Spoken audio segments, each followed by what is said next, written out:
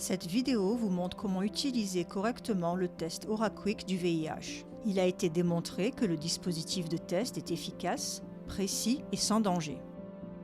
Il est très important de suivre les instructions pour obtenir un résultat précis.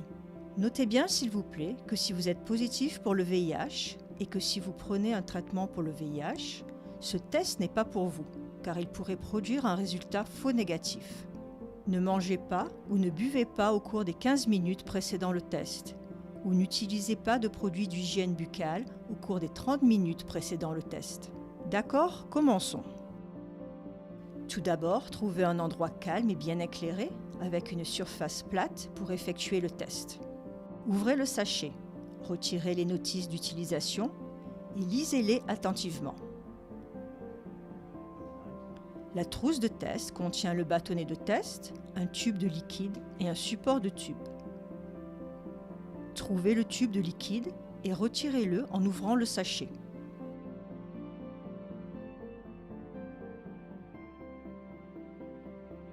Ensuite, enlevez le capuchon, puis placez le tube dans le support de tube.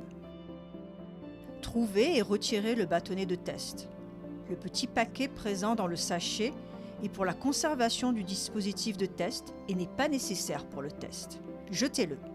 Assurez-vous de ne pas toucher la partie plate de la spatule. Passez la spatule une fois sur toutes les gencives inférieures et supérieures.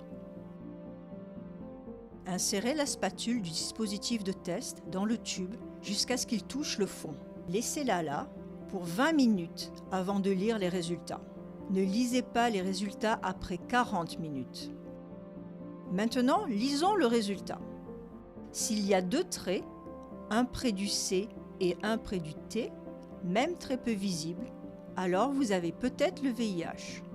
Si votre résultat montre deux traits, vous devriez contacter une infirmière ou la clinique la plus proche. Ils seront capables d'effectuer d'autres tests et de vous donner des conseils pour rester en bonne santé. S'il y a un trait près du C et pas de trait près du T, alors votre résultat est négatif. Cependant, si vous pensez que vous avez été exposé au VIH récemment, alors vous devriez effectuer un autre test dans les 3 mois à venir. S'il n'y a pas de trait près du C, ou si un fond rouge obscurcissant le résultat est présent, ou si le trait est en dehors du C ou T, alors le test ne marche pas et vous devez en obtenir un autre.